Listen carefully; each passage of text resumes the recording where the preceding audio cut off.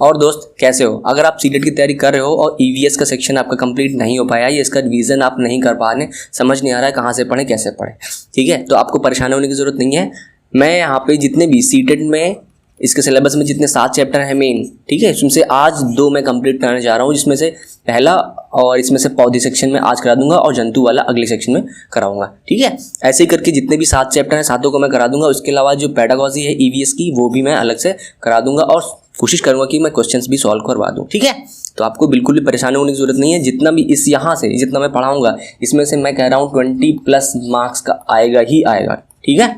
इसके अलावा मैपिंग वाला मैंने अलग से वीडियो बना दिया है। इसके लिए आपको क्या करना है, चैनल को सब्सक्राइब करो। ये मेरा चैनल है टीचरीफाई, ठीक है, इसको सब्सक्राइब करो और लोगों को शेयर करो यार। अगर आपको स्पीड टेस्ट देना अच्छा लगता है कि आप रोज एक डेली टेस्ट देना चाहते हैं 30 क्वेश्चंस का, ठीक है, जो प्रीवियस ईयर आए हुए क्वेश्चंस का है ना, प्रीवियस ईयर पेपर्स का जो मैं 30 क्वेश्चन बनाता हूँ ऑनलाइन एग्जामों का, एक लिंक दे देंगे आपको, तो वहाँ से आप टेस्ट दे सकते हैं। इसके लिए आपको करना क्या पड़ेगा, एक व्हाट्सएप ग्रुप है मेरा, ठीक है, और ये लिंक जो है इसका ग्रुप का वो मेरे डिस्क्रिप्शन बॉक्स में नीचे लिंक में दिया हुआ है, उसको जाके ज्वाइन कर लो, ग्रुप को ज्वाइन कर लो, वहाँ पे आपको डेली मिलेगा, ठीक है।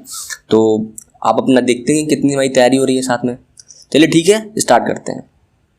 तो हमारा फर्स्ट लेसन है परिवार और मित्र। तो आते हैं परिवार पे। परिवार क्या है, हम लोग सभी एक किसी न किसी परिवार में रहते हैं। परिवार क्या है, एक ग्रुप है, कुछ में कुछ लोग रहते हैं, है ना, इसको तो परिवार बोलते हैं। तो आगे देखते हैं परिवार को इंग्लिश में क्या बोलते हैं, फैमिली बोलते हैं। तो फैमिली वर्ड आया कहाँ से, फैमिली वर्ड ये आया है लैटिन वर्ड है ये, है ना, फैमिली लैटिन वर्ड है फैमुलस, है ना। तो ऐसा समूह जिसमें माता पिता और बच्चों को शामिल किया जाता है ना, ऐसा समूह जिसमें माता पिता और बच्चे होंगे वो परिवार कहलाएगी। साधारण शब्दों में क्या होता है, विवाहित जोड़े को ही हम परिवार की संज्ञा दे देते हैं, है ना। अगर आप कोई 2 लोग शादी कर लेते तो हम कहते हैं कि हाँ ये उनका परिवार अलग हो गया, है ना। लेकिन समाज की दृष्टि से अगर देखें तो समाज उसको परिवार नहीं मानता है जब तक कि उसमें उनके बच्चे ना शामिल हो जाएं। एक परिवार में पति पत्नी, है ना, और उनके बच्चे होना ज़रूरी है ना, समाज की दृष्टि से तभी वो एक परिवार होता है, ठीक है। पति पत्नी और बच्चे, अगर इनमें से किसी एक का अभाव हो जाए, है ना, तो वो परिवार होने के बजाय क्या हो जाता है, वो गृहस्थ हो जाता है। मान लो अगर किसी परिवार में केवल पति और पत्नी ही हैं तो वो गृहस्थ हो जाएगा। अगर एक परिवार में कोई केवल बच्चे ही बच्चे हैं तो भी वो गृहस्थ हो जाएगा, वो परिवार नहीं कहलाएगा, ठीक है। ये अंतर है दोनों में, परिवार और गृहस्थ में, ठीक है। तो इसके साथ देखते हैं कि सभी परिवार गृहस्थ तो होते हैं लेकिन सभी गृहस्थ परिवार नहीं होते हैं। देखो सभी परिवार, जितने भी परिवार है, परिवार में कौन कौन था, पति पत्नी और बच्चे, तो ठीक है, केवल बच्चे तो हैं ही हैं इसमें, पति भी है, पत्नी भी है, बच्चे भी हैं, तो ये गृहस्थ तो वैसे भी है कि नहीं। लेकिन और अगर इसको परिवार होना है तो इसमें अगर केवल कोई भी गृहस्थ जैसे है, यानी इसमें केवल बच्चे हैं, तो ये परिवार नहीं होगा। यही चीज़ कहने का मतलब है, सभी परिवार गृहस्थ तो होते हैं लेकिन सभी गृहस्थ परिवार नहीं होते हैं, ठीक है। चलिए आगे बढ़ते हैं। हाँ, ये बहुत इंपॉर्टेंट डेफिनेशन है, मैकाइवर एम पेज ने परिवार की परिभाषित करते हुए लिखा है। उन्होंने क्या लिखा है, परिवार पर्याप्त निश्चित यौन संबंध द्वारा परिभाषित एक ऐसा समूह है जो बच्चों के जनन पालन पोषण की उचित व्यवस्था करता है, ठीक है। ये हमारी बिल्कुल बहुत सटीक डेफिनेशन दी उन्होंने और पेपर में पूछ भी लेता है किसकी है डेफिनेशन। तो इसमें क्या है, परिवार क्या है, एक निश्चित यौन संबंध है। परिवार में निश्चित यौन संबंधों का होना आवश्यक है और इसके साथ में है जनन, बच्चों के जनन की बात है, बच्चों के मतलब उनके पैदा होना और उनके पालन पोषण, है ना। इन 3 चीज़ों की अब जो है व्यवस्था होनी चाहिए, उसमें इन 3 चीज़ों का समावेश होना आवश्यक है, तभी वो एक परिवार होगा। अब देखते हैं परिवार की विशेषताएं क्या है। हमारे सबकी परिवार की कुछ ना कुछ विशेषताएं होती हैं, तो इस परिवार का क्या मतलब है यार, है ना, क्या क्या चीज़ें हमें मिलती हैं परिवार से। वंशानुगत संबंध होता है, बिल्कुल होता है, क्योंकि ऐसा नहीं, जितने भी अगर हम क्या देखते हैं, जैसे हमारे माता पिता हैं, हम उन्हीं की तरह कुछ ना कुछ होते हैं, या हमारे गुण जो होते हैं हमारे दादा दादी, है ना, किसी से आते हैं। कभी कभी आप देखते होंगे तो कहते हैं कि उसकी शक्ल जो है उसके दादा की तरह मिलती है, बाबा की तरह मिलती है ना, नानी की तरह मिलती है, तो ऐसा कुछ होता है। तो ये क्या है, गुणों का जो हम स्थानांतरण होता है, एक पीढ़ी से दूसरी पीढ़ी तक स्थानांतरण क्या होता है, वो वंशानुगत संबंध के कारण होता है, ठीक है। तो परिवारों में क्या होती है, वंशानुगत संबंध रहता है। सामाजिक संस्था, परिवार क्या है, परिवार एक सामाजिक संस्था है। हमारा समाज कैसे बनता है, हमारी कॉलोनी अगर जिसमें आप रह रहे हैं या गाँव जिसमें जहाँ आप रह रहे हैं, तो वो क्या है, आपका कोई अकेला घर तो नहीं है ना, बहुत से घर हैं, तो उस अकेले घर को ये कह सकते हैं कि ये एक मौलिक इकाई है, ये बेस यूनिट है, एक यूनिट है जिससे मिलके यानी बहुत से छोटे छोटे परिवार मिलके क्या करते हैं, एक समाज का निर्माण करते हैं। तो ये परिवार क्या है, एक मौलिक इकाई है। ठीक है, आर्थिक व्यवस्था की बात करते हैं यहाँ पे हैं। ठीक है, हर परिवार में एक आर्थिक व्यवस्था की संरचना रहती है ना। कुछ लोग उसमें से कमाते हैं, कुछ लोग उसमें से थोड़ा थोड़ा खर्च भी करते हैं, कुछ सेविंग्स करते हैं। तो वो सब क्या है, हमारे जितने भी धन से संबंधित जितनी भी चीज़ें हैं ना, तो हम वो हमारी एक परिवार के अंदर अनिवार्य होती है ना, तभी तो खर्चा पानी चलेगा। अगला देखते हैं वैवाहिक अनिवार्यता। एक परिवार में वैवाहिक अनिवार्यता होती है।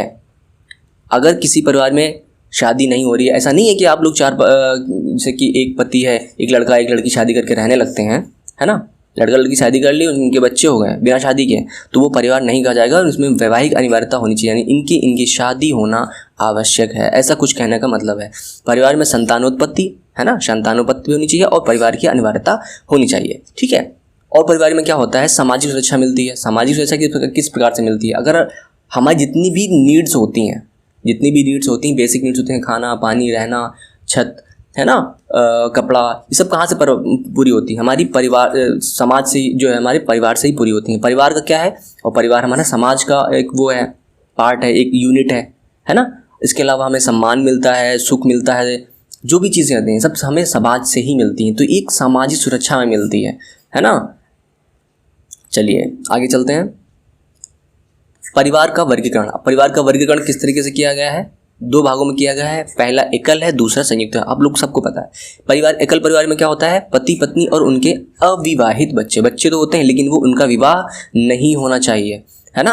अगर ये मान लेते हैं एक पति है, इनके पत्नी है और उनके 2 बच्चे हैं, एक लड़का एक लड़की, ठीक है, या 3-4 लड़के हो गए, लेकिन इनमें से किसी का विवाह नहीं हुआ है, तो ये क्या हो जाएगा, हमारा एकल परिवार हो जाएगा। यहीं पे अगर हम ये देख लें कि एक पति पत्नी है, उनके बच्चे हुए, ठीक है, अब ये लड़का है मान लेते हैं, तो इस लड़के की भी शादी हो गई, है ना, इस लड़के की भी शादी हो गई, ये भी इनके भी पति पत्नी हो गए, तो हमारी 3 पीढ़ियाँ हो गई, नहीं 2 पीढ़ी हैं यहाँ पे। अगर यहाँ पे दादा दादी भी आ गए, एक चाचा भी हैं, पापा के 2 भाई थे यहाँ पे, है ना, तो ऐसे करके ये क्या हो जाएगा हमारा, ये हमारा संयुक्त परिवार में आ जाएगा। इसमें क्या होता है, माता पिता होते हैं, पुत्र पुत्री होते हैं, भाई बहन भी होते हैं, मतलब कोई भी है ना, भाई बहन तो होंगे ही होंगे, पुत्र और पुत्रवधू, है ना, पुत्र और उसकी पत्नी यानी पुत्रवधू, और उनके भी बच्चे, है ना, उनके भी बच्चे, दादा दादी हो जाते हैं, चाचा चाची, ये सब संयुक्त परिवार का रूप होते हैं।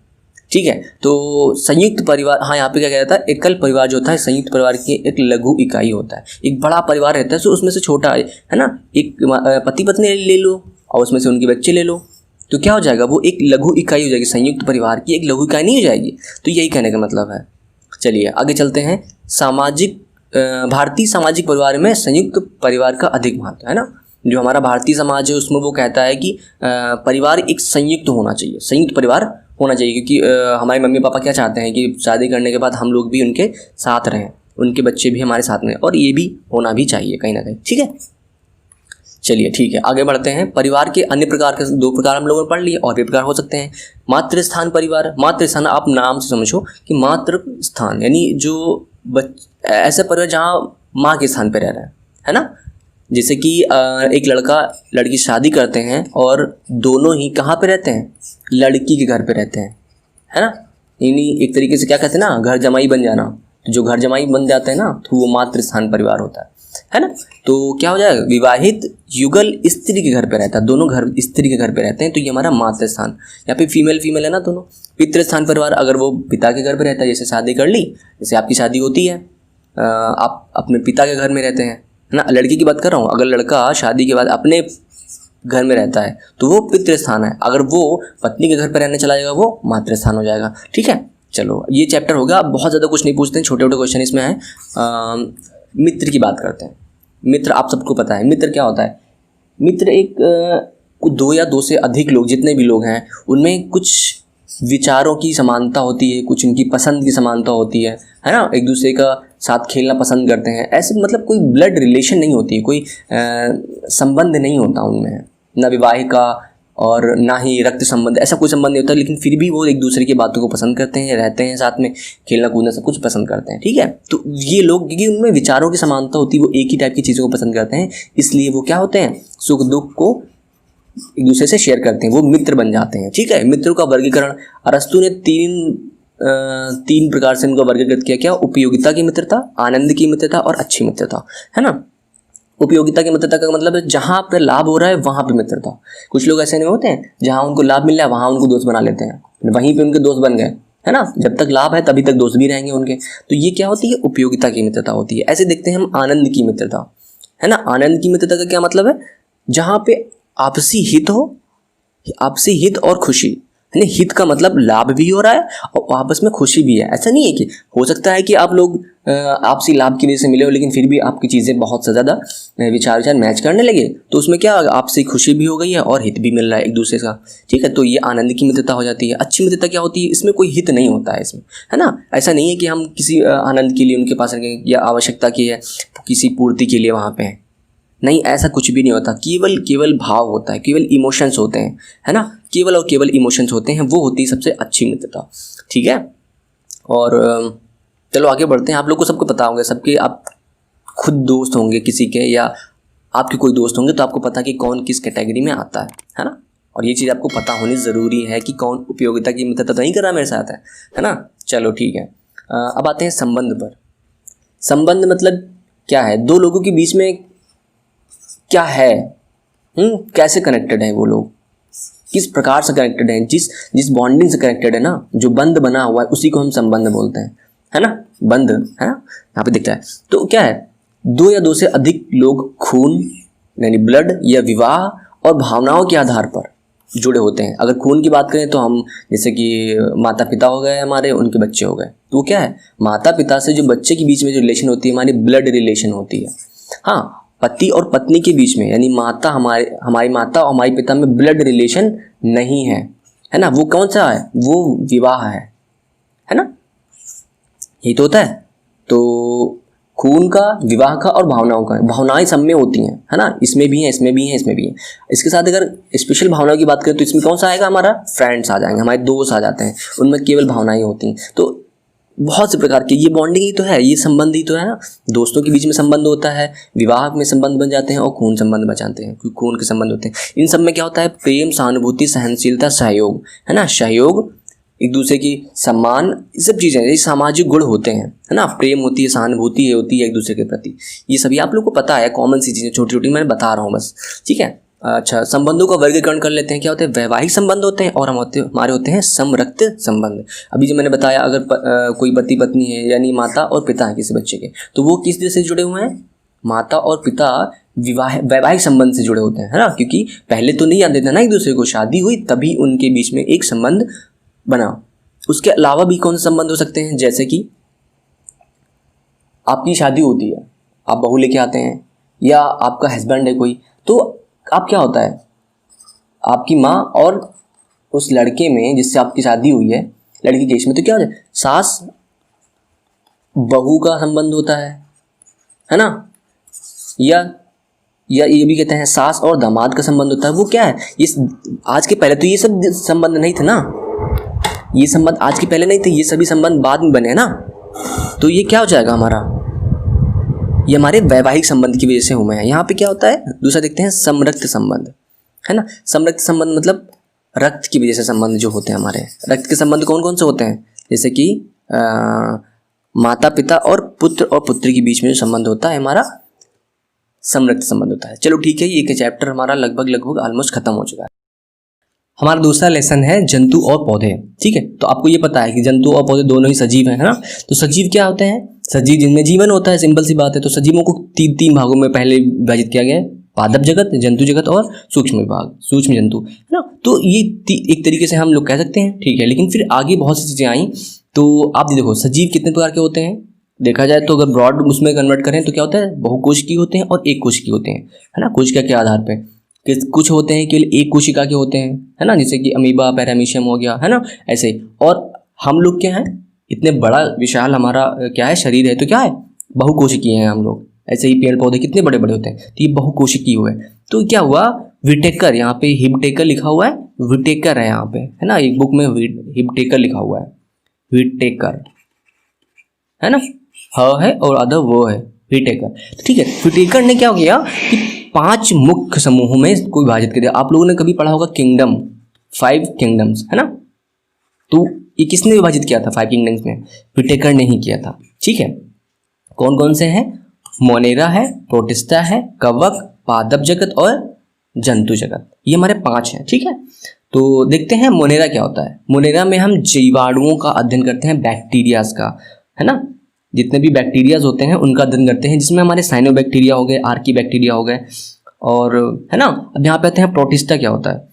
प्रोटिस्टा में यूकैरियोटिक जीव जो होते हैं, एक कोशिकीय, जिनमें हमारा अमीबा है, पैरामीशियम, इन सब चीज़ों का हम अध्ययन करते हैं। इसमें आपने देखा होगा एक येगलिना भी होता है ना।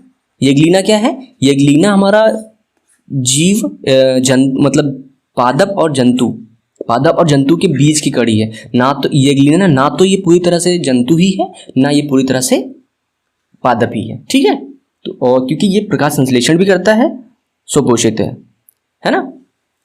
अच्छा, अभी आते हैं कवक पे। कवक में क्या होता है, जहाँ हम लोग जो मशरूम खाते हैं और जो कभी डबल रोटी होती है या फिर जो आप लोग ब्रेड घर में यूज़ करते हैं, अगर पुराना हो जाता है तो क्या फफूंद निकल आती है, वो सब क्या है? वो कवक है। आप लोग इसे ध्यान रखिए, है ना, वो क्या है? कवक है। तो हम कवक का अध्ययन, मशरूम और फफूंद का अध्ययन किसमें करते हैं? कवक के अंदर करते हैं।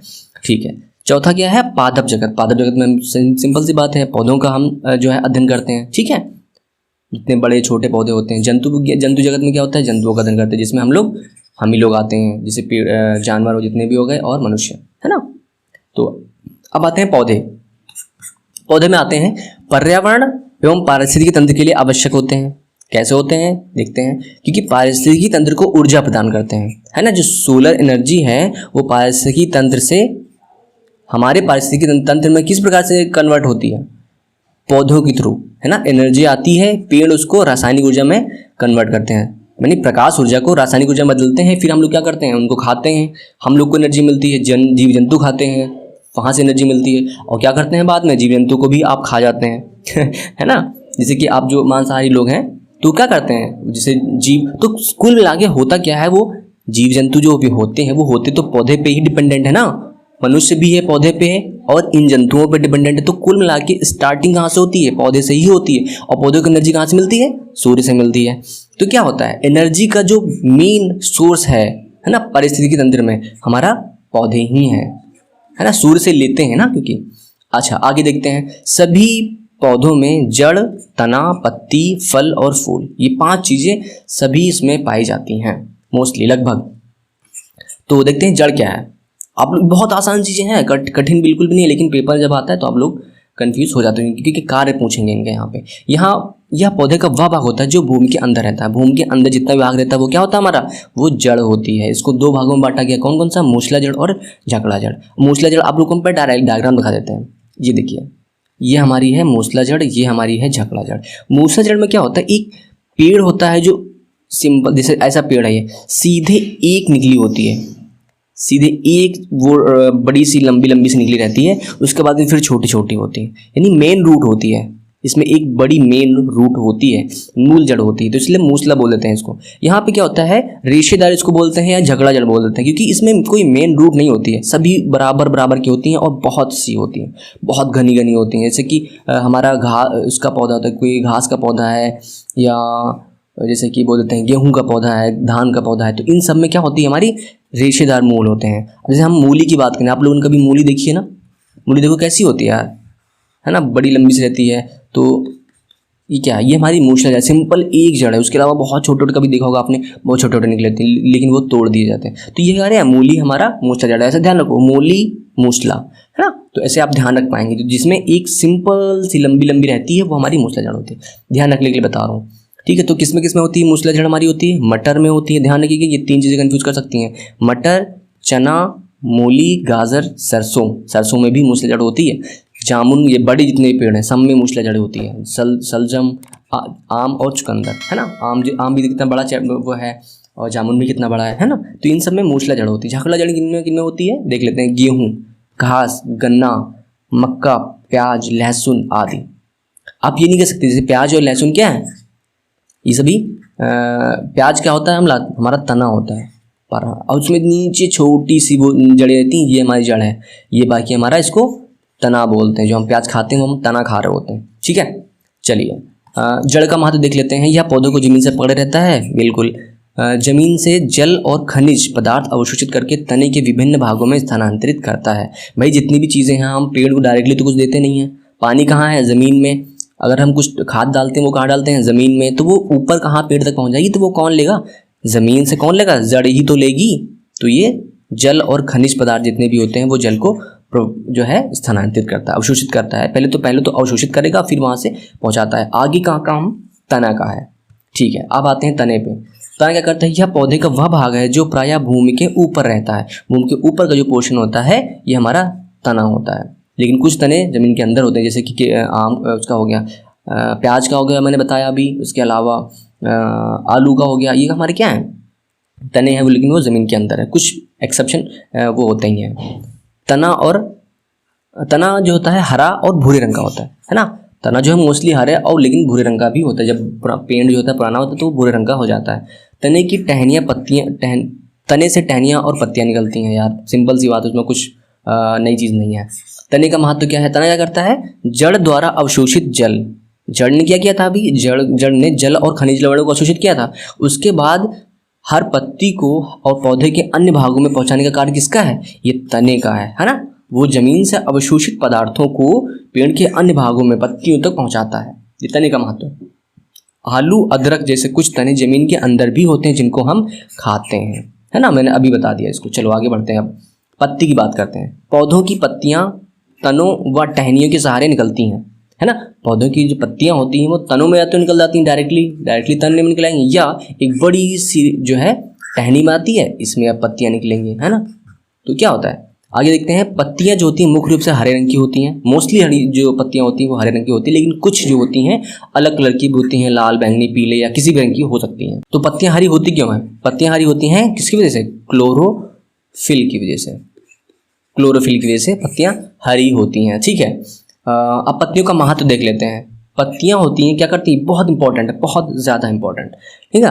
पत्तियां सूर्य की रोशनी में जल कार्बन डाइऑक्साइड की सहायता से प्रकाश संश्लेषण करती हैं, जिससे क्या होता है, पौधों में भोजन का निर्माण होता है। अगर हम इसकी इक्वेशन देखते हैं तो क्या होता है हमारा, H2O जल मिलता है, हमारा CO2 मिलता है, यहाँ पे क्लोरोफिल की प्रेजेंस रहती है ना, क्लोरोफिल, और यहाँ पे हमारा प्रकाश। तो क्या निकलता है यहाँ पे हमारा निकलता है O2, ऑक्सीजन निकलती है, इसके अलावा ऊर्जा निकलती है ना। भोजन करने वाला होता है कैसे, C6H12O6, ये क्या है, पेड़ का भोजन है, ये हमारी ऑक्सीजन होगी। तो यहाँ पे आप लोग देखो ना, CO2 क्या हो रहा है, CO2 ले रहा है, यानी पेड़ पौधे हमारे CO2 लेते हैं और यहाँ पे O2 निकालते हैं। कार्बन डाइऑक्साइड वो ले रहे हैं और ऑक्सीजन वो निकाल रहे हैं, ठीक है। तो ये क्या होता है, ये एक प्रकाश संश्लेषण की प्रोसेस है। प्रकाश संश्लेषण की प्रोसेस में यही होता है। नीचे देखो प्रकाश संश्लेषण मैंने पढ़ा हुआ है, सजीव कोशिकाओं के द्वारा, सजीव कोशिकाएं जो पौधे की सजीव कोशिका, भाई पत्तियां तो हरी होती ना, वो जिंदा होती हैं, वो सजीव होती, जिंदा होती ना, तो वो क्या करती हैं, प्रकाश ऊर्जा को रासायनिक ऊर्जा में बदलती है। जो C6H12O6 आया, ये रसायन ना, एक तरीके से, है ना, ये रसायन है, ये पौधे का भोजन है। तो क्या है, ये प्रकाश ऊर्जा को रासायनिक ऊर्जा में परिवर्तित कौन करता है, हमारे पेड़ पौधे कर देते हैं, ठीक है। तो ये हमारी क्या होती है, प्रकाश संश्लेषण की क्रिया कहलाती है। अब देखो ये बहुत इंपॉर्टेंट है, पेपर में इतनी ज़्यादा बार आया हुआ है, इसमें नहीं आएगा तो किसी और में आएगा, लेकिन आएगा ज़रूर।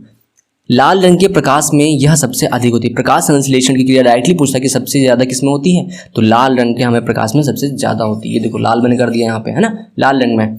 इसके बाद किस में होती है, सबसे ज़्यादा लाल में होती है, उसके बाद बैंगनी रंग में होती है ज़्यादा।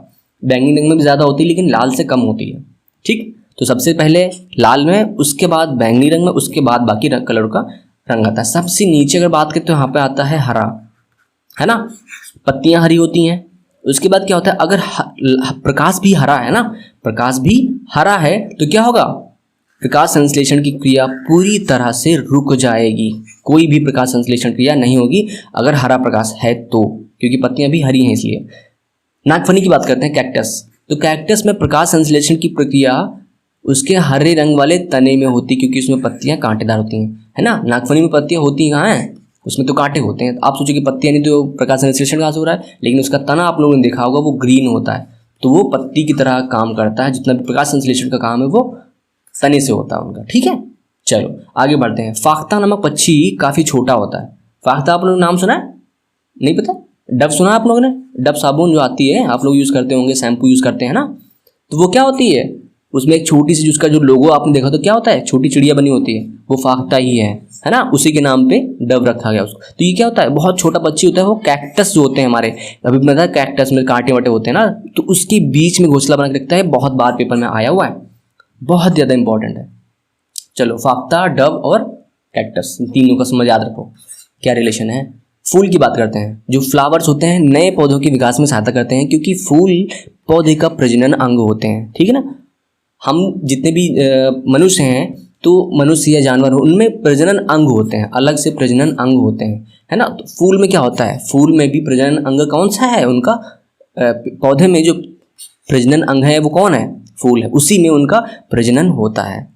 फूलों की पंखुड़ियाँ रंगीन होती हैं, सबको पता है। गुलाब है लाल, पीला, हरा, नीला, अरे हरा नहीं होता है, लाल, पीला, सफ़ेद, ऐसा होता है ना। तो कई टाइप की होती हैं। विभिन्न भिन्न प्रकार के पौधों की पंखुड़ियों का रंग भी भिन्न भिन्न होता है। तो हो गया ना। फूल के कई भाग होते हैं, कौन कौन से होते हैं, बाह्यदल, पंखुड़ियाँ, स्त्री केसर, पुंकेसर, है ना। स्त्री केसर क्या है, हमारा फीमेल पार्ट होता है। पुंकेसर क्या है, हमारा मेल पार्ट होता है। पंखुड़ियाँ जो हम जो जैसे गुलाब की लाल पत्तियाँ जो होती हैं वो पंखुड़ियाँ होती हैं। बाह्यदल, आपने देखा तो जब गुलाब खिलता नहीं, जब एक वो होती है ना, कली के पहले जो एक वो बंद होता है ना यार, ऐसे ग्रीन ग्रीन रहता है, पूरा बंद रहता है, ये लगा हुआ, तो ये क्या होता है, बाद में ये खुलता है ना। तो ये जो पहले जो बाहर की जो छोटी छोटी पत्तियाँ थी, है ना, ये क्या है, ये हमारा बाह्य दल है, जो हमारा ग्रीन कलर का होता है। ध्यान रखिएगा, हमेशा पूछ लेता पेपर में कभी, बाह्य दल किस रंग का होता है, हरे रंग का होता है, क्योंकि वो पहले हरे रंग से ढका होता है। अब क्या देखते हैं, फूलों में सबसे बड़ा फूल रफलेशिया है ना। रफलेशिया एक बहुत बड़ा साइज का फूल है, जो विश्व में सबसे बड़ा है। अभी तक इससे बड़ा कोई फूल प्राप्त नहीं किया गया है। वो किस पेड़ का होता है, वो रफलेशिया फूल का नाम है, ठीक है। सबसे छोटा फूल कौन सा है, वुल्फिया है, ये भी ध्यान रखो। रफलेशिया वुल्फिया, रफलेशिया वुल्फिया, 2 बार याद करो हो जाएगा, ठीक है। तो सबसे बड़ा फूल, सबसे छोटा फूल। अब देखो यहाँ पे ये बहुत इंपॉर्टेंट है, पेपर में कई बार आ चुका है, सब आया हुआ है इसमें, कुछ ऐसी चीज़ नहीं है जो आया नहीं हो। फूलों की घाटी चमोली कहाँ पे है, उत्तराखंड में। फूलों की घाटी ऐसे पूछता डायरेक्टली, फूलों की घाटी चमोली कहाँ है, उत्तराखंड में। हो गया आंसर। फूलों का महत्व क्या क्या है भाई, हाँ, फूलों में परागण की प्रक्रिया होती है ना। परागण क्या होता है, पुंकेसर से स्त्री केसर की जो परागकण होते हैं, है ना, इनका जो यहाँ से पुंकेसर से स्त्री केसर पे, है ना, पुंकेसर से स्त्री केसर में जब परागकण जाते हैं तो क्या होती है, ये प्रक्रिया हमारी परागण कहलाती है ना, जिससे हमारा वो फर्टिलाइज होता है। वहाँ से हमारा स्त्री केसर के नीचे बीजांड में हमारा बीज बनता है। आगे आगे देखते हैं। अभी परागण की प्रक्रिया कई प्रकार से होती है। किस किस की हेल्प की वजह से होती है, वायु द्वारा हो सकती है, कीटों द्वारा हो सकती है, जल द्वारा, पक्षियों द्वारा, जंतुओं, चमगादड़ और घोंघा के द्वारा हो सकती है। परागण की प्रक्रिया इन सब चीज़ों की वजह से होती है। अब देखते हैं, फूलों में ही पौधों की प्रजनन क्रिया होती है। मैंने बताया अभी, फूलों में ही प्रजनन क्रिया होती है, वहीं पे उनसे बीज बनते हैं, ठीक है। कुछ फलों को खाया भी जाता है। कौन कौन से फल खाए जाते हैं, केला भी खाते हैं, सहजन, कद्दू, यहाँ पे कद्दू होना चाहिए, और तोरई, इनके फूल हम लोग खाते हैं। कद्दू तो सभी ने खाए होंगे, सहजन का तो नहीं पता, ठीक है। कुछ फूलों से इत्र बनाए जाते हैं, गुलाब से इत्र बनाया जाता है। इसके अलावा क्या होता है, लौंग और केसर क्या है, लौंग क्या होता है, ध्यान रखिएगा, पेपर में पूछता है। लौंग क्या है, एक फूल है ना, लौंग एक फूल है। और जो केसर होती है, आप लोगों ने देखा होगा ना, केसरी रंग का केसर होती है, तो वो क्या होती है हमारी, वो भी हमारा फूल से ही प्राप्त होते हैं, ठीक है। अगले चैप्टर पे, अगला पे आते हैं, फल पे। फल क्या है भाई फूल का जो भाग होता है, एक नीचे बीजांड के नीचे एक अंडाशय होता है। जो फल का अंडाशय नहीं, वो तो बीजांड होता है। फल का जो अंडाशय होता है ना, फल का निर्माण फूलों के अंडाशय भाग से होता है। ध्यान रखना। अब हम क्या खा रहे हैं, फल जो होता है, फल के जो भी गूदा निकलता है, वो क्या होता है, हमारा अंडाशय होता है। वो हम लोग अंडाशय खा रहे होते हैं, ठीक है। तो फलों के अंदर बीज भी होता है। तो सामान्यतः फल क्या होते हैं, खट्टे और मीठे दोनों प्रकार के होते हैं। फलों के उदाहरण कौन कौन से हैं? सेब है, अमरूद है, अनार है, टमाटर है और नींबू है, ठीक है। ध्यान रखिएगा, ये भी ध्यान रखो फल क्या होता है। फल जो होता है फूलों के अंडाशय से होता है, और फल उसी को कहते हैं। फल किसको कहते हैं? फल की प्रॉपर्टी क्या है ना? फल होने की प्रॉपर्टी क्या है कि वो उसका निर्माण कहाँ से होना है? फूल से होना चाहिए, तभी वो फल कहलाएगा। क्योंकि जैसे कि आप ये कह दो कि आलू फल है क्या? नहीं, आलू सब्जी है, क्योंकि वो अंडाशय से नहीं बन रही है। अब ऐसे ही बात करते हैं टमाटर की, है ना। टमाटर क्या है? टमाटर हमारा सब्जी नहीं है भाई, ध्यान रखो, टमाटर सब्जी नहीं है, टमाटर हमारा फल है। क्यों? क्योंकि ये फूल होता है, पहले फूल निकलता है यहाँ से, है ना। एक फूल खिला टमाटर का, उसके बाद वो फूल मुरझाता है, यहाँ से अंडाशय जो होता है यही बड़ा होता है, तो वही होता है ये टमाटर। तो ये इस प्रकार से ही वो फल पेपर में आया हुआ ये चीज़, है ना। फलों में पाए जाने वाले बीजांड बीज बनाते हैं। फलों में पाए जाने जो बीजांड का जो पोर्शन होता है एक, वहीं पे नीचे, है ना, यहाँ पे, तो ये क्या बनाता है? सीड्स बनाते हैं। तो बीजों के अंदर भ्रूण होता है। जब आपने कभी मूंगफली का अगर मूंगफली तोड़ के खाई होगी, जैसे मूंगफली में क्या होता है, तो यहाँ पे छोटा सा तुमने देखा होगा कि यार कुछ ऐसे ऐसा रहता है, पत्ती ऐसा बहुत छोटा ऐसे पोर्शन रहता है ना। तो वो क्या होता है? भ्रूण होता है। जब इसको नमी अच्छी मिल जाएगी, अगर अच्छी नमी और वायु की उपस्थिति, अच्छा टेम्परेचर मिल जाएगा, तो 3-4 चीज़ें मिलती हैं, जैसे नमी हो गई, वायु हो गई और टेम्परेचर, ये मिल जाएगा, तो ये वहीं से विकसित होना स्टार्ट कर देगा, है ना। वो क्या हो जाएगा फिर? कली अंकुरण उसका होगा, फिर वहाँ से पेड़ बनने लगेगा। बीज का महत्व देख लेते हैं। कुछ बीजों से तेल निकाले जाते हैं, ठीक है। कई प्रकार की बीजों को खाया भी जाता है, जैसे मूंगफली, हमने बताया अभी, मूंगफली खाते सब लोग, बीज है ना। दाल सब वो भी बीज हैं, चावल बीज है, गेहूँ, ये सभी खाते हैं हम लोग। बीजों का महत्व क्या है आगे देख लेते हैं। तो बीज हम लोग खाते हैं यार। वहाँ पे देखो, पौधों के प्रकार देख लो, पौधे कितने प्रकार के होते हैं, ये बहुत इंपॉर्टेंट है, वेरी इंपॉर्टेंट। भौतिक विशेषता एवं आकार के आधार पर पौधों के निम्नलिखित वर्गीकरण किए गए हैं। शाक, हम लोग कहते नहीं शाक सब्जी, तो शाक क्या होता है? देखते हैं क्या होता है।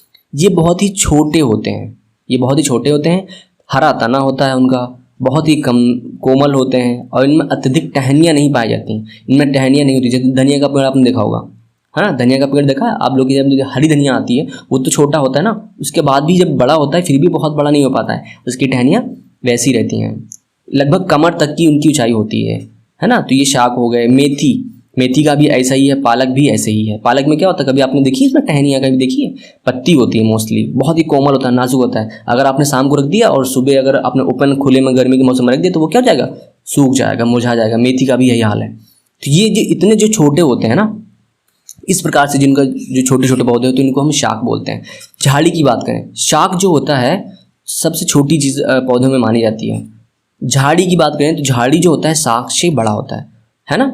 इन सब पौधे से जो बड़ा होता है उसको शाक बोलते हैं। इनका तना थोड़ा सा उनसे मोटा होता है, तना इसमें होता है अच्छी विकसित, पूरी तरह से विकसित तना होता है, और वो थोड़ा सा कठोर भी होता है, जिनमें कई सारी शाखाएं इनके तने से निकल आती हैं। कौन सा होता है? गुलाब का आपने देखा कितना कैसा पेड़ होता है। जब पुराना पेड़ होता है तो उसमें एक मेन तना होता है, उससे फिर ऐसे छोटी छोटी जो है टहनियाँ निकलने लगती हैं, उसमें फिर फ्लावर आने लगते हैं। तो क्या होता है, ऐसे ही गुड़हल, नींबू, ये सब क्या है? ये सब हमारे झाड़ियाँ हैं। नींबू झाड़ है हमारी, गुड़हल सब में तो कांटे होते हैं, गुड़हल में भी किसी में शायद नहीं होता है, बट फिर भी कटीली होती है। नींबू कांटे होते ही होते हैं, गुलाब में होते हैं, ये सब झाड़ियाँ हैं। वृक्ष क्या होता है? वृक्ष झाड़ी से भी बड़े होते हैं, इनका आकार काफ़ी बड़ा होता है, जैसे कि विशाल होता है। तना जो होता है काफ़ी कठोर होता है और मोटा होता है। कलर क्या होगा इसका? भूरे रंग का होता है ना। यहाँ पे तो कोई कलर इन्होंने दिया नहीं है झाड़ी में। झाड़ी का भी कलर चेंज हो जाता है ना बाद में, जब पुराने गुलाब के पेड़ होते हैं तो वो हरी से कहाँ ब्राउन होने लगती है, नींबू भी बदल जाता कलर है। तो यहाँ पे क्या होता है? ब्राउन रहते हैं। वृक्ष क्या होते हैं? फिर इनका तना मोटा और भूरे रंग का होता है। इसके तने से शाखाएं निकलती हैं, इसके तने से काफ़ी बड़ी बड़ी शाखाएं निकलती हैं जो चारों ओर फैली होती हैं। कौन सा तना होता है? पेड़ देख लेते हैं। आम हो गया, नीम हो गया, जामुन, पीपल, कीकर, ये कितने बड़े बड़े पेड़ आप लोगों ने देखे होंगे, इतना तो देखा ही होगा आप लोगों ने। अब अगली हेडिंग है हमारी लताएं। ये वो पौधे होते हैं जो अत्यंत कमजोर होते हैं, जो सीधे स्थिर नहीं हो पाते हैं, है ना। बाकी जो अपने 3 पढ़े वो क्या है, सब अपने अपने बल पे खड़े हो जाते हैं ना सीधे, है ना। जमीन है ये, ऐसे सीधे खड़े हो जाते हैं। लेकिन लताओं के बारे में ये चीज़ है कि ये सीधे खड़े नहीं हो पाते हैं, क्योंकि इनका तना काफ़ी कमज़ोर होता है, ठीक है। तो ये क्या होता है, ये ज़मीन पे से भागते हैं, नीचे ज़मीन पे ऐसे से विकसित होते हैं, है ना। तो ये चीज़ है। और इनको अगर हमको सीधा खड़ा करना है तो इनको किसी न किसी सपोर्ट की आवश्यकता होगी। अब ये इनको 2 भागों में विभाजित किया गया। पहला कौन सा है, विसर्जी लता।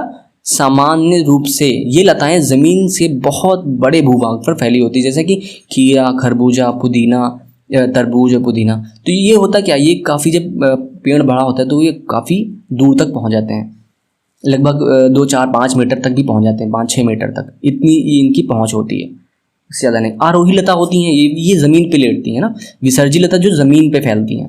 इसके बाद आरोही लताएं होती हैं कुछ, यानी जो ऊपर चढ़े। आरोही मतलब जो ऊपर जाए, बढ़े। तो ये लताएं किसी ढांचे की सहायता, है ना, किसी ढांचे की सहायता से सीधे खड़ी होती हैं या ऊपर चढ़ती हैं, जिससे यह वृक्ष के तनों के चारों ओर लिपटी होती हैं, जैसे कि मनी प्लांट, मटर और अमरबेल, है ना। तो इन पौधों के बारे में, अमरबेल के बारे में आप जानते क्या होता है। अमरबेल एक पौधा है जो दूसरे परजीवी एक तरीके से, है ना, परजीवी है जो दूसरे पेड़ पर चढ़ जाता है, दूसरे पेड़ पे चढ़ जाता है और उसी को लिपटाते पूरे पेड़ के ऊपर छा जाता है, ठीक है ना। तो ये क्या होता है, दूसरे की सहायता की वजह से वो ऊपर बढ़ता है। मटर का भी यही हाल है, मटर में छोटे छोटे ऐसे बने होते हैं फंसाने के लिए, ऐसे ना, जैसे ये पौधा है तो उसमें ये बने होते हैं। तो ये क्या करता है, वो अगर पड़ोस में कोई डाली वाली है तो उस पर इसको पकड़ लेता है, वो ऊपर बढ़ने लगता है। मनी प्लांट का भी यही हाल है, दीवार के पास चिपका दो तो वो बस चिपक जाता है, चिपका के बस उसकी जो वो होते हैं जड़ें होती हैं वो क्या करती हैं, ऐसे फैल जाती हैं। तो ये सभी क्या है, ये हमारी आरोही लताएं हैं, है ना। आरोही लताएं, ये विसर्जी लताएं, 2 भागों, एक ज़मीन पे लेटती हैं और एक सीधे जाती हैं। वो किसी दोनों में सपोर्ट चाहिए, इसमें ज़मीन का सपोर्ट चाहिए होता है, इसमें किसी भी दीवार का या बांस या डंडी का सपोर्ट चाहिए होता है, ठीक है, आसान है। क्षेत्र के आधार पर पौधों का वर्गीकरण निम्न प्रकार से होता है। तो क्षेत्र के आधार पर मतलब जहाँ पे वो पौधे पाए जाते हैं, है ना, जिस स्थान पर वो उगते हैं उनके अकॉर्डिंग उन्हें डिवाइड किया हुआ, उसको देख लेते हैं, ठीक है। तो पहला हमारा था जलोद्भिद। जलोद्भिद में हाइड्रोफाइट।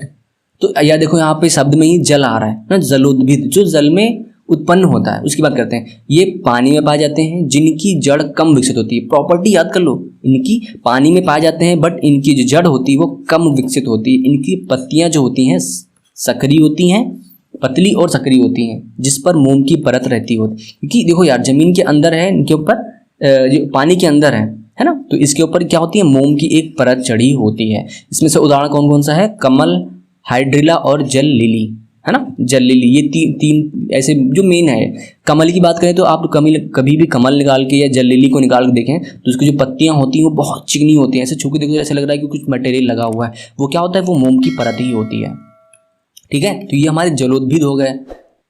लवणोद्भिद, लवण क्या होता है, साल्ट की बात कर रहा है, यानी हेलोफाइट्स, है ना। जैसे कि नमक क्या होता है, NaCl होता है ना, सोडियम क्लोराइड। तो ये क्या है, क्लोराइड हमारा हेलोफाइट है ना। तो ये क्या होता है, ये एक लवण ही तो है। NaCl क्या है, एक लवण है ना। तो ये क्या होता है, लवणोद्भिद। इसमें क्या होता है, दलदली पौधों के क्षेत्र, ये जो पौधे होते हैं दलदली क्षेत्र में पाए जाते हैं और इन पौधों की जड़ें जमीन से ऊपर निकली होती हैं। ये बहुत इंपॉर्टेंट लाइन है। लवणोद्भिद में क्या होता है कि जड़ें जो होती हैं ज़मीन से ऊपर निकल आती हैं। तो ये क्या आता है, साल्ट मॉर्स जो है इसका एक एग्जाम्पल है लवणोद्भिद का, है ना। समोद्भिद की बात करते हैं। समोद्भिद क्या है, ये पौधे खेती के योग्य ज़मीन पर पाए जाते हैं। जो हम नॉर्मल खेती करते हैं, धान गेहूँ जहाँ उगाते हैं, ऐसे पौधों में जगह पर पाए जाते हैं। इसका तना ठोस शाखा युक्त होता है, जैसे कि मटर हो गया, टमाटर हो गया, धान हो गया ना। ये तो नॉर्मल खेती वाले स्थान पर पाए जाते हैं, ये समोद्भिद हैं। अगला है मरुद्भिद। मरुद्भिद क्या होते हैं, यहाँ पे देखो यार, मरु क्या होता है, मरु है ना वर्ड यहाँ पे यूज किया। मरु मतलब रेगिस्तान की बात। ये क्या मरुस्थलीय पौधों में पाए जाते हैं, ठीक है। तो इनकी पत्तियां छोटी छोटी और जड़ें क्या होती हैं, गहरी होती हैं, क्योंकि पानी की कमी होती है वहाँ पे। तो जड़ें पानी की तलाश में बहुत गहराई तक चली जाती हैं, ठीक है। इन पौधों का तना क्या होता है, गद्देदार होता है एवं मोम की परत से ढका होता है। इसका उदाहरण क्या क्या है, नागफनी होती है, एकोसिया है, यूफोबिया। ध्यान रखना, एकोसिया और यूफोबिया, नागफनी के बारे में तो आपको पता है, एकोसिया और यूफोबिया भी क्या मरुद्भिद हैं, यानी मरुस्थलीय क्षेत्रों में पाए जाते हैं। ठीक है, यहाँ पे भी मोम की परत चढ़ी होती है क्योंकि वाष्पोत्सर्जन कम हो, गद्देदार होते हैं, तना गद्देदार होता है ना। ये इसी प्रॉपर्टीज हैं मरुद्भिद की। ये पेपर में पूछ लेता है, 4 ऑप्शन पूछ लेगा कि क्या क्या सही है ना। मरुद्भिद के बारे में क्या क्या सही है, तो ये सही है, तना गद्देदार होता है, मोम की परत चढ़ी होती है ना। जड़ें क्या होती हैं, काफ़ी गहराई तक जाती हैं, तो ये तीनों सही हैं इसमें। अगर इससे कोई डिफरेंट होगा तो गलत हो जाएगा, है ना, ऐसे ही। चलो इसके अलावा अब देखते हैं, ये बहुत ज़्यादा इम्पॉर्टेंट है। अब जो टॉपिक आया है ना, ये सबसे ज़्यादा इम्पॉर्टेंट है। अब सीटेट में ये तो बहुत ही बार पूछता है। ठीक है, कुछ विशेष पौधे हैं जिसके बारे में पढ़ेंगे। बरगद की बात करें तो यह एक विशाल काय वृक्ष होता है। बरगद के बारे में सुना होगा ना, बहुत बड़ा पेड़ होता है जिसका फैलाव अधिक होता है, इनकी शाखाओं से भी जड़ें निकल आती हैं। बरगद की पेड़ की एक खासियत है, जैसे तना होता है तो वो क्या होता है, जैसे ये तना हमारा पेड़ निकला, तना निकला, तो यहाँ से क्या होगा, यहाँ से फिर जड़ें निकलना स्टार्ट कर देंगे। ऐसे ये ज़मीन पे फिर आके यहाँ पे भी इसको, ये फिर ज़मीन में घुस जाती हैं, है ना। तो इसी वजह से उसको एक नहीं है, 50 जगह पे उसकी जड़ें पहुंच जाती हैं, इसलिए वो बहुत ज़्यादा विशाल हो जाता है। जिसको अब ये जो जड़ें जो खड़ी हो जाती हैं, ये मेन जड़ थी, यहाँ से बढ़ के फिर यहाँ से जड़ें लटक के फिर ज़मीन में लग गई, तो उनके क्या बोलते हैं, टैप रूट बोलते हैं, या स्तंभ जड़। हाँ, स्तंभ जड़ है ये, ध्यान रखना, स्तंभ जड़। ठीक है, क्रोटन पौधा क्या होता है।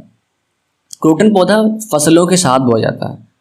क्या होता है कि कभी कभी हम समझ नहीं पाते हैं कि खेत जो हमारा खेत है उसमें पानी की आवश्यकता कब है। तो क्रोटन एक पौधा ऐसा होता है कि अगर हमने उसको लगाया, उसकी जड़ क्या होती है, बहुत ऊपर ही रहती है। जैसे ना ये हमारा जो खेत है, जैसे धान गेहूँ मान लो हमने बोया, तो उसकी जड़ अगर इतनी लंबी है तो क्रोटन पेड़ की बहुत ऊपर ही होती है, कुछ सेंटीमीटर ही होती है, 2-4 सेंटीमीटर। तो क्या होता है, जब पानी की कमी होती है तो ये पौधा तुरंत मुरझाने लगता है। इसके मुरझाने से पहले ही ये पौधा मुरझाने लगेगा, और जैसे ही मुरझाने लगे तो समझ जाना चाहिए कि पानी को, जो फसल को है, सिंचाई की आवश्यकता हो गई है। ये क्रोटन पौधे का काम ही यही है कि वो किसानों को ये बताता है कि बेटा पानी लगाने की आवश्यकता हो गई है, पानी लगा दो, है ना। बस जब भी मुरझाए तो ये समझ जाओ। ठीक है, केले की बात करते हैं। केला एक ऐसा पौधा है जो शाक है। केला कितना बड़ा होता है आप देखो, 10 से 12, 15, 20 फुट होते हैं, है ना। 20 फुट के केले का पेड़ होता है, छोटे जगह के बड़े भी होते हैं। लेकिन ये क्या है, शाक है, इसमें लकड़ी नहीं होती है। इसका तना काफ़ी कमज़ोर होता है और हरा होता है, बड़ा पेड़ होने के बावजूद भी हरा होता है, और ये शाक है, शाक, ध्यान रखना, बड़ा होने के बावजूद भी शाक है। इसमें क्या क्या खाता है, केले का फूल और फल दोनों ही खाया जाता है। ये डायरेक्टली पूछता है कि फल खाए जाते हैं, फूल भी खाए जाते हैं। हाँ, खाए जाते हैं। केले के बारे में ये चीज़ बहुत ज़्यादा इंपॉर्टेंट है, तना काफ़ी कमज़ोर होता है और हरे रंग का होता है। खिचड़ी बहुत ज़्यादा पेपर में हर साल पूछता है खिचड़ी के बारे में। ठीक है, ये कहाँ पाया जाता है, भारत के रेगिस्तानी क्षेत्रों में पाया जाता है। इसको पानी की आवश्यकता नहीं होती है ना, इसको बहुत ही नहीं होती है, बहुत कम पानी की आवश्यकता हो, खिचड़ी होती है। इसकी जो फलियाँ होती है, इसकी सब्जियाँ बनाती है। ये सेंटेंस आपको याद होने चाहिए एक एक पेड़ के बारे में। खिचड़ी को, इसको पानी की कम आवश्यकता होती है, बहुत कम पानी की आवश्यकता होती है। इनकी फलियों की सब्जियां बनाई जाती हैं। बिल्कुल, इस पेड़ की छाल से दवाई बनाई जाती है ना, ये भी इंपॉर्टेंट है। इस लकड़ी में कीड़े भी नहीं लगते हैं, है ना, इस लकड़ी में कीड़े भी नहीं लगते हैं, और यह छायादार भी होता है। देख लो कितना एक सेंटेंस हर बार पेपर में पूछा गया खिचड़ी के बारे में। चलो आगे चलते हैं, बहुत इंपॉर्टेंट है ना। ओक के बारे में बात करते हैं। ओक, रेगिस्तानी ओक या मुख्यतः कहाँ पाया जाता है, अब पूछता है रेगिस्तानी ओक मुख्यतः कहाँ पाया जाता है। ये पाया जाता है ऑस्ट्रेलिया के रेगिस्तानी क्षेत्र में पाया जाता है। इसकी जड़ें क्या होती हैं, काफ़ी गहरी होती हैं, और यह पानी में स्थिर होता है। इसकी जड़ जो होती हैं इतनी गहराई तक चली जाती है कि डायरेक्टली जो पानी, जो भूमिगत जल होता है, वहाँ तक पहुँच जाती हैं। और इसमें से इनमें पत्तियाँ भी बहुत कम होती हैं, है ना। इसकी जड़ें बहुत गहराई में, यानी जलस्तर तक पहुँच जाती हैं, और इसमें इसमें पत्तियाँ भी बहुत कम होती हैं। जो निवासी होते हैं क्या करते हैं, जो इसके पेड़ की जो तना होता है, इसमें एक पाइप डाल लेते हैं, है ना। जैसे तना है तो उसमें कहीं से जुगाड़ करके पाइप डालते हैं, तो इससे क्या होता है, यहाँ से पानी चढ़ आता है, पानी चढ़ के वो बाहर निकाल लेते हैं ना। इतनी ज़्यादा गहराई में होता है ये ओक है। कहाँ पाया जाता है, रेगिस्तानी एरिया में, ऑस्ट्रेलिया के रेगिस्तानी क्षेत्र में पाया जाता है। ठीक है, निपेंथिस, अरे यार बहुत ज़्यादा इंपॉर्टेंट है ये, 200, 250, 300%। ठीक, पेपर में पूछता है, आप लोग गलत कर जाते हो हर बार। मेरा भी गलत हुआ था जब मैंने 2019 में पेपर दिया था। लेकिन आप ध्यान रखिएगा, जितनी भी चीज़ें हैं ना, एक एक सेंटेंस ध्यान रखिएगा। यह पेड़ कीड़े मकोड़े, मेढक, चूहे और छोटे जीवों को खाता है। ये भी केवल ये मत देखो कीड़े मकोड़े, यहाँ पे मेढक भी हैं और छोटे हैं, छोटे जीव भी हैं और चूहे, सबको खा जाता है। ऐसे ही कंफ्यूज करके उसने दिया था पेपर में, इसलिए इसको कीट भक्षी पौधा भी कहा जाता है। ठीक है, इसका आकार कैसा होता है? लंबा घड़ा जैसा होता है इसका, है ना। पेड़ होता है लेकिन इसमें घड़े जैसा कुछ बना होता है, जिस पर पत्ती नुमा ढक्कन होता है। घड़ा होता है और घड़े को ढकने के लिए एक पत्ती भी होती है ना। ये पत्ती नुमा होती है। इस पौधे से खुशबू निकलती है। एक क्वेश्चन पिछले पूछा था कि क्या निपेंथिस पौधा जो होता है आवाज़ निकालता है?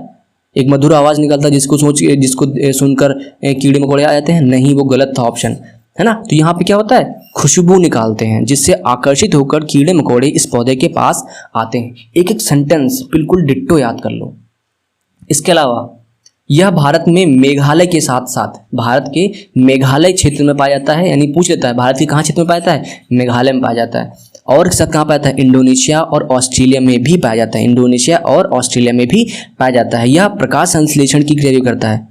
यह प्रकाश संश्लेषण की क्रिया भी करता है। यह नाइट्रोजन की पूर्ति के लिए कीड़ों का भक्षण करता है। अब ये ध्यान रखो, जितने भी पेड़ पौधे होते हैं प्रकाश संश्लेषण तो सभी करते हैं, लेकिन वो नाइट्रोजन वो प्राप्त नहीं कर पाता है। तो वो कीड़े क्यों खाता है भाई?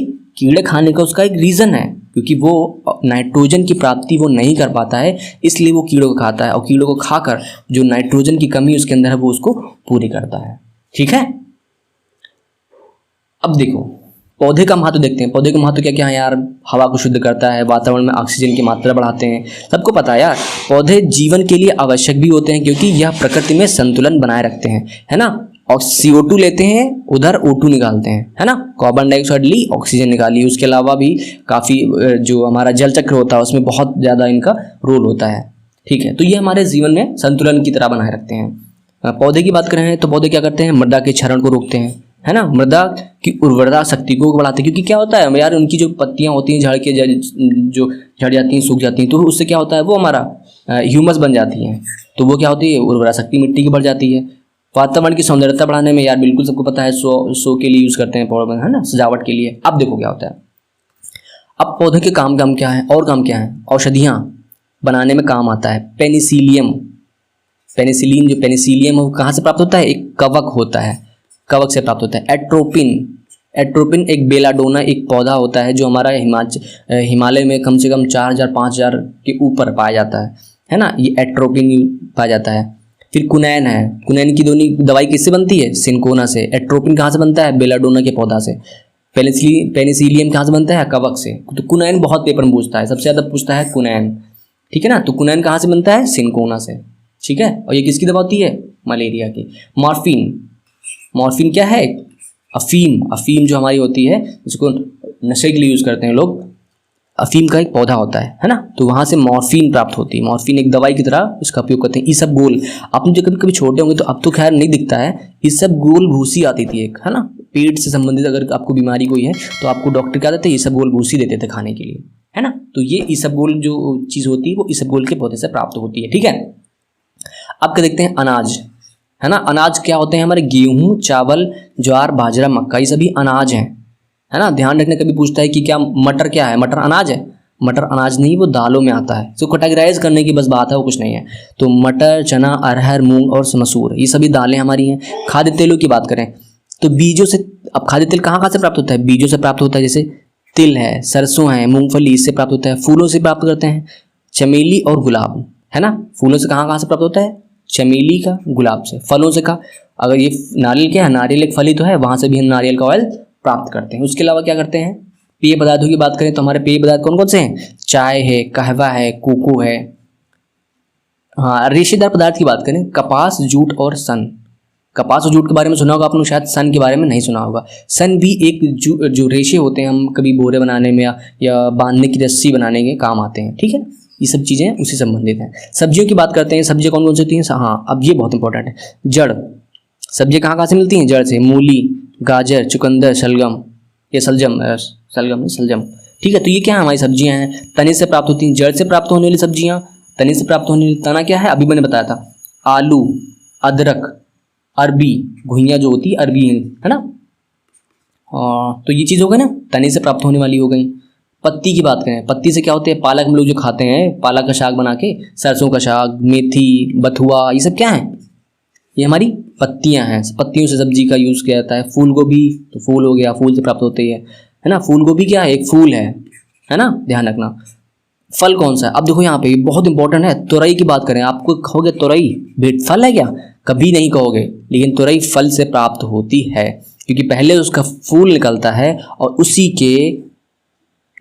का जो भाग होता है अंडाशय, वहीं से हमारी तुरई बनती है। वही सेम चीज़ भिंडी में है और टमाटर में भी वही सेम चीज़ है। तो इसलिए ये सभी फल हैं, यानी जो अंडाशय से बनता है वो हमारा फल होता है, ना कि सब्जी। ठीक, तो ये हमारा हो गया चैप्टर कंप्लीट। यानी अभी हमारा जो पौधे का सेक्शन कंप्लीट हो गया है ना। अब बचा है हमारा पेड़ जंतु वाला। तो अगली वीडियो में मैं जंतु का सेक्शन में कंप्लीट करा दूंगा, तो हमारे 2 चैप्टर पूरे कंप्लीट हो जाएंगे। बहुत इंपॉर्टेंट है, जितना मैंने बताया आपको आसान बहुत लग रहा होगा, लेकिन आपको इस चीज़ को याद करना बहुत ज़रूरी है। तो अब क्या करना है आप लोग को, ये मेरा चैनल है टीचरीफाई, इसको सब्सक्राइब करो, ठीक है, अभी सब्सक्राइब करो। और यार दोस्तों को शेयर कर दो यार वीडियो, भाई आप कम लोग हो तो मज़ा नहीं आता पढ़ाने में, जितने ज़्यादा लोग होंगे। और अगर आपको वीडियो अच्छी लगी तभी शेयर करना यार, है ना। ये नहीं है कि ऐसे शेयर कर दिया, अच्छी लगे तो शेयर करो। और आप लोग के क्या मैंने बताया था, अभी अगर आपको व्हाट्सएप ग्रुप से ऐड होना है मेरे, अगर आपको स्पीड टेस्ट देना है डेली, मैं डेली स्पीड टेस्ट देता हूँ। अगर आपको टेस्ट देना है तो आप लोग को क्या करना पड़ेगा, एक लिंक दिया होगा डिस्क्रिप्शन बॉक्स में, उसमें जाके क्लिक करोगे, सीधे व्हाट्सएप का ग्रुप खुल जाएगा, उस पर ज्वाइन कर लेना आप लोग को, ठीक, वहीं पर आपको टेस्ट मिलेगा। चलिए ठीक है, और थैंक यू, आप लोग काफ़ी देर तक देखते रहे, ठीक है ना। आपके लिए बहुत इंपॉर्टेंट नहीं वीडियोज़, तो चलिए मिलते हैं, बाय।